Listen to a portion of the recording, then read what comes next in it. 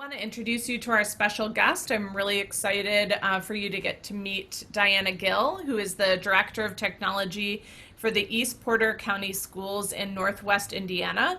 She is a former high school English teacher and the author of Copyrighteous, this amazing book that you're going to hear a lot about.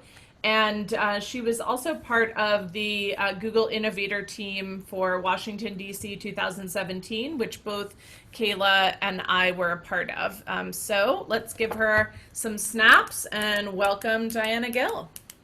Hi, thank you. It's my pleasure to be here with you guys this afternoon. I'm really looking forward to our conversation. Can you guys all see my screen okay? Yep. Okay, awesome. So I'm going to stop my video. And let's talk about some different ways to become copyrighteous educators. So being copyrighteous is all about kind of honoring educators as creative professionals, while still at the same time encouraging a responsible process that asks permission and shares insights. Copyright itself, it doesn't have to be a scary or a stuffy topic, and it doesn't have to be the death of creativity. In fact, I really believe that it can be a catalyst for it. So my goal with writing Copyrighteous and talking about this topic that might seem dry on the surface is really to make it more digestible. And of course, we only have a little bit of time together, so we're not going to be able to discuss everything there is to discuss about copyright, but this is a really good start, and it looks specifically through the lens of an educator. So thank you for that warm welcome. If you can follow me on Twitter at Diana R. Gill, we're friends now. So if you ever have a question related to this or anything related to online learning, I would love to be part of your personal learning network for forever. So if you aren't on Twitter, you should definitely check it out. If you are on Twitter, give me a follow and let's connect. So for full disclosure, I'm not a copyright lawyer. I was a high school English teacher, and now I'm a technology director.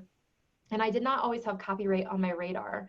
But as I got better at designing my own content and curating the content that I was finding, I started to see that having an understanding of copyright was helpful to me in a number of different ways. So first, it made me a better designer. And as I share and I search, I get better at vetting content. And as I start to change where I'm going to find things online, I'm getting access to higher quality content, and I see more successful online instructional strategies, which in turn can help me when I'm designing from scratch. So that's sort of, why I came to care about this as a topic in general. And when I design things for online or blended learning or just learning in general, this is one of the lenses that I view things through. So we do all have a responsibility to help our students kind of grow in areas of information literacy and digital citizenship and copyright and all things related, but obviously we can't really help our students grow in those skills if we don't feel confident ourselves. So learning these skills as part of what we're already doing in the classroom is sort of the perfect way to know better and do better. When I talk about copyright, I don't think of it in a fear-based approach. Of course, you can head to Google and find a lot of recent examples of schools and educators who are being called out for copyright infringement. But instead, I think it's important to care about this topic as we think about ourselves as designers of high quality content. And of course, not getting in trouble is certainly a fringe benefit of that. And, right now, let's be real, we are all like super vulnerable right now as educators. And we've made ourselves more vulnerable by designing our classrooms in this online space. And so being more vulnerable by teaching online, we have to think about copyright in the way that we're pushing out content, but that doesn't necessarily have to be a bad thing. In fact, I really think it can be a powerful thing if we leverage it correctly. Just like when we publish for an audience, when we're writing, we think more clearly about what we're putting out there because we know someone's going to read it. And I think it's one of those things like, do you behave better if you know someone's watching? Well, the world's definitely watching us right now in our classrooms since they're so open to the world. So really, this is the process of considering fair use and copyright. It's not just about protecting yourself. It's a regular part of your planning process, and it can help you when you're designing in an intentional way. So the first thing I want to talk about is fair use. There is this huge myth when it comes to copyright in the classroom, and I've said it, I've heard it, and the myth is that because we are educators, we can use whatever we want in our classrooms, however we want to, and say, hey, it's educational use, right? So I'm good. And that's actually a myth.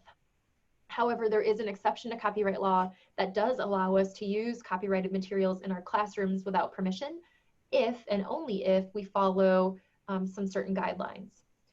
So this is fair use, and fair use is that exception, and it allows us to use copyrighted materials for teaching, reporting, parody, research, criticism, scholarship, without permission, if and only if.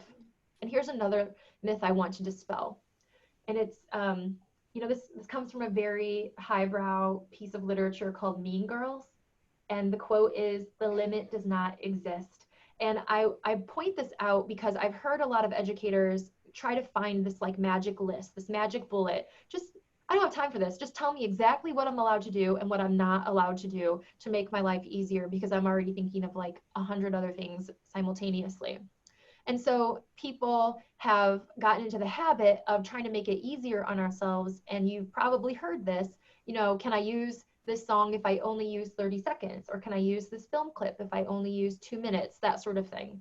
And none of those things are actually true. Copyright has to be considered on a case-by-case basis. And there's no list of rules like that, list of like time requirements that can help us make it easier. And a confession, everything I'm going to talk about, I've done wrong. And I used to kind of ask these same questions. So again, calling something educational use does not make you copyright compliant. And there's no magic number or seconds or percentage that will help you make those decisions. So that's where the 4 factors of fair use come in. You can use copyrighted material if you think about these 4 things. And if all 4 of these things are true in a sense, then you can claim fair use. And you'll see as I go through, this is kind of a lot to think about. So don't freak out. After I kind of talk about the 4 factors of fair use, I'm going to give you some other tips to make it easier, so you don't have to think about this at all. So when we think about, hey, can I use this in my classroom? I have to think about the purpose and the character of use. So how? Think about your goals as an educator and think about how you are using these materials in your classroom. So basically, you want to use them for transformative use. You want to use the material as part of direct instruction to create something new. The second thing you want to think about is the nature of the copyrighted work, and that's focusing on the what.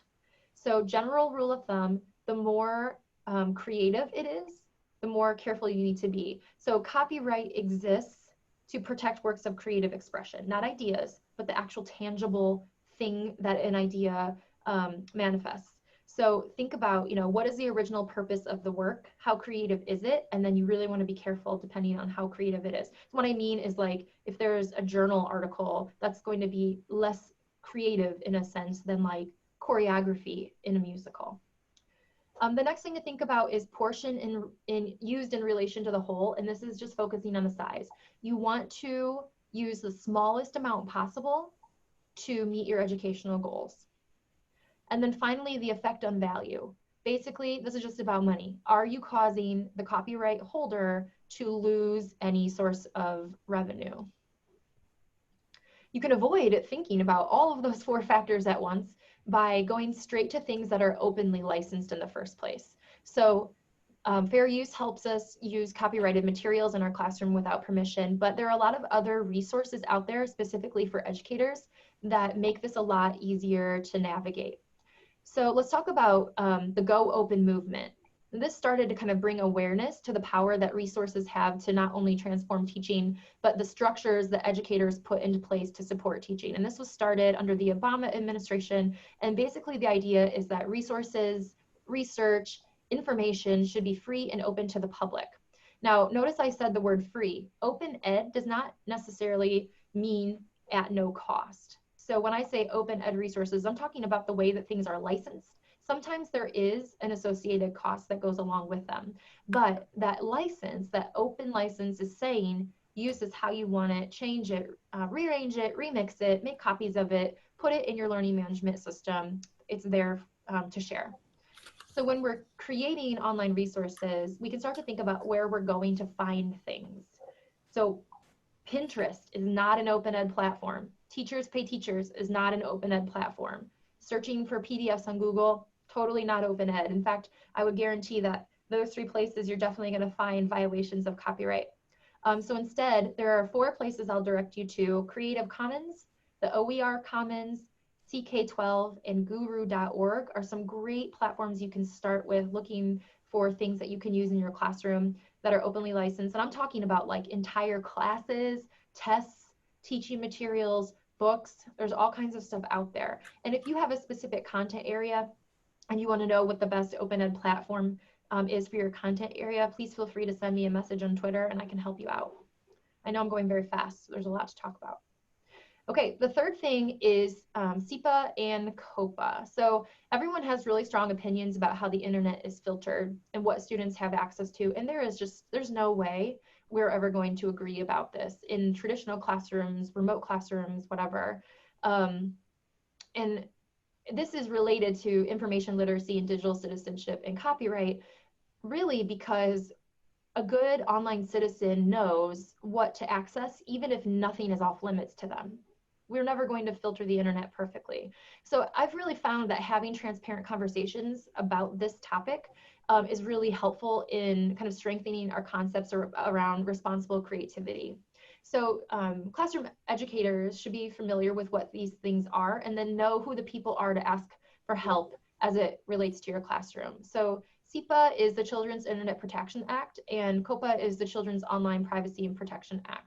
So basically those two federal laws tell us that we have to filter and have some sort of internet safety policy in place that protects students from inappropriate online content, safe online digital forms of communication, hacking, protection of minors' personal information, and then restricting our access to harmful content. And so how does that really impact us in our classrooms?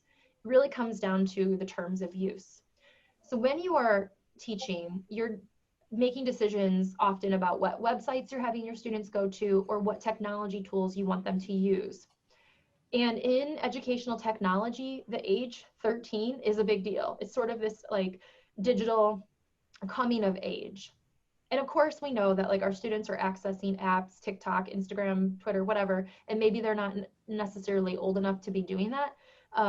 But in our classrooms, we have a responsibility to make sure we're only providing data to websites and different technology tools in a way that's going to keep our students safe. And so when you are deciding what you want your students to use in your classroom, take a look at the terms of service, because we all have like a ton of time to read the terms of service of every website word for word.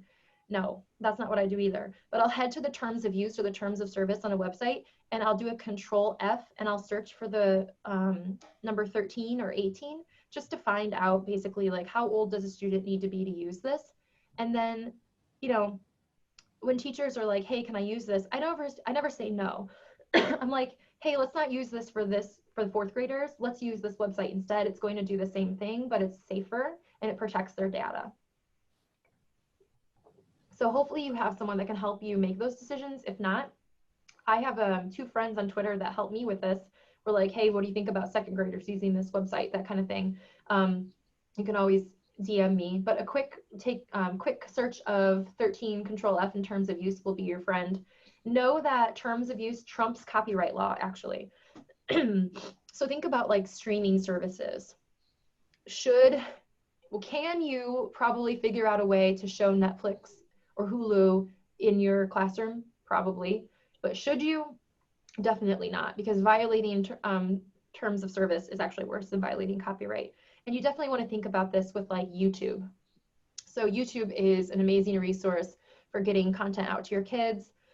And when I was teaching, the school I worked at actually blocked YouTube completely. I didn't have access to it at all. So I would get to school at 7 o'clock in the morning and I would download YouTube videos because it wasn't blocked for teachers before 7 a.m. And then I would show the videos to my class, and I didn't realize I was breaking terms of use every day doing that because YouTube terms of use do not allow downloading of videos. Fun fact. I'm gonna geek out over that. Okay, the 5th thing to think about is Creative Commons. So becoming familiar with the Creative Commons. So Creative Commons has a couple of goals. The first goal is to give everyone an easy way to license your work. So I was talking about how things are like openly licensed. I'm sorry, my teacher chops are like super weak right now. These licenses, when we create things and share them online, they allow us to control how our work is used while also encouraging sharing. Because education is sharing. We should be sharing everything with each other, because now more than ever, like, we have to help each other out. So these licenses give us a little bit of support of like, hey, use my stuff, but please don't sell it, kind of a thing. They also maintain a digital commons space, and they partner with other organizations to kind of encourage this OER movement. So you'll see things with Creative Commons licenses on all kinds of platforms like Flickr or YouTube or Wikimedia, things that you probably use often. These licenses work with copyright law, and again, they help us manage the terms of copyright that automatically apply when we create something. So wherever you kind of are on the spectrum of considering yourself an instructional designer and creating things yourself, when you're ready to share your stuff out there, you can head to creativecommons.org. And that's what the license looks like. And it will ask you a couple of questions. You just click share your work, and then you decide, do you want people to be able to sell the stuff that you're making, or do you not want them to? Do you want them to be able to change it? That kind of thing. And it really just depends on what the resource is. And then it spits out this little license for you, and then you're able to share your work and feel confident about that. There's also a really cool Google Docs add-on called Creative Commons License Chooser. And when you add this and use it inside of Google Docs, it asks you a couple questions. When you launch the add-on, there'll be like a little dashboard that will pop up on the side. It asks some questions, and then it will insert everything you need for the license directly in your doc. And so when you're first getting started with Creative Commons licensing, really it's just about, if you see that little license and something you find online, you know that it's going to tell you exactly how you can use it. And then once you kind of are further on the spectrum of designing your own things, then you can license your own work. So people always ask me, hey, like, where do I start? Copyright is really overwhelming. You're freaking me out. Do I have to redo everything I've ever made in my life? No. But you can start with both your students and yourself by thinking about copyright when you're using images. We all use images, and it's a really easy thing to manage. So it's a tangible, visible change. It's really easy to talk about this with your students. I think we all have a misconception about this as well. Like, hey, I can use this image that I found on Google as long as I cite it, right? Maybe not. So we change where we're going to locate images, which is the first step of having good information literacy. And then we can also attribute and provide good citations. I'm so sorry for coughing. So we can change where we're going to find images that we're using for our online content. And my 3 favorite places to go are searching within G Suite tools, Pixabay, and again, Creative Commons. And this is what it looks like when you're looking inside of G Suite. So I'm talking about, like, if you're inside of a Google Slides or a Google Doc or a Google Drawing or whatever, if you go to Insert Image and search the web, then you can search directly inside of the Google tool, and then it will kind of pop up this little preview, and it's going to give you some information. Up at the top, it's going to link back to the original image of that picture, and then down at the bottom, it's going to tell you what the licensing info is. And then when you click on that link, it's going to take you back to the source, and then on the side here, depending on the website you're using, it will tell you, you know, hey, this is CC0, it's free for commercial use, and there's no attribution required. And so you know for sure you can use this image just by making that simple shift of where you're going to find the picture. The other thing that's really amazing is Creative Commons itself has this one-click attribution, which, okay, so when we're citing images, it's like, okay, I'm already doing a million things. Now you want me to provide this really long citation when I'm making my images. That's another step. That sounds hard. I don't care about that. Well, if you go to Creative Commons, find a picture that you want to use, there's this little yellow button that just says copy, and you click it, and you can paste that attribution, and it's all done and hyperlinked and perfect for you directly into whatever it is you're using to build your content, whether that's your learning management system or Google or whatever. The face-to-face teaching exemption is basically another exemption of copyright that allows us to show films in our classroom as part of face-to-face teaching. That's face-to-face teaching only. So what we really need to know is, you know, can you show a film to your class if you're teaching online? And I've had a number of teachers reach out to me like, hey, I'm trying to take this DVD and turn it into like a digital thing so that I can show it in my learning management system. And that's very, very, very bad. So think about fair use, and if it does not apply, you might need to purchase or have your organization purchase like a streaming license or a public performance license. And I'll be honest, like my school does not do that. So it's really more of a question of an instructional decision. You know, why are you showing the film and how could you do it in a way that allows that experience for your students to be more interactive? YouTube is also your friend. And then when you're creating films for your classroom, like if you're making instructional videos, I love using WeVideo because it has a ton of content inside of it that is openly licensed, which is really nice if you're making videos or if your students are. The eighth thing to think about for becoming a copyrightous educator are the R's of remixing. So this is basically kind of like a start to finish revised process for how it looks when you're really trying to design in a responsible way. So these are David Wiley's 5 R's of remixing. And as an educator, every time we create something or use something online, we should kind of take it through this quick process in our brains. You know, can I retain copies of this? Am I allowed to reuse it? Am I allowed to change it? And keep in mind, even like translating something is a revision. Can I remix it? Can I take pieces of this and add my own stuff and make something new? And then can I make copies and give it to my kids? None of this is new. Educators are very well versed in this. So a responsible version, however, is kind of thinking about all of these questions as we remix and find things online and make our own stuff. The next thing I want to point out is that, you know, once you know you can use something, we want to make sure that we're giving proper credit as well. So this is another kind of tangible way to model for other staff members and students. Hey, if you use something, cite it, just get into the habit. In fact, I actually attribute everything I use, even if I don't have to, just because copyright is sort of a hard thing to talk about, and I want to model it as much as I can. And every once in a while, I'll have a teacher say like, hey, what is that in there for? And then it's a chance to talk about it rather than being like, oh, think about copyright, because that, you know, I don't come off as the fun girl when I behave like that. All right, next is what does a proper attribution look like? 4 things to think about when you're attributing in online content. You have to be able to tell your audience who the title, the author, the source, and the license, what that is. So it looks like this, a perfect attribution. Here's an example. Cool Picture by Riker Gill is licensed under CC0, and you'll notice that everything is just hyperlinked the heck out of it. So if I clicked on Cool Picture, this would take me back to the image source. If I click on the author's name, it would take me back to his creator page. And then if I click on CC0, it will take me back to the page on creativecommons.org that explains to me in layman's terms what the heck that license even means. That's a lot of things to write out and hyperlink. So again, that's why I recommend going to creativecommons.org and using that one-click picture attribution, and then also using that Google Docs add-on, the Creative Commons license chooser, that will do all of that for you automatically.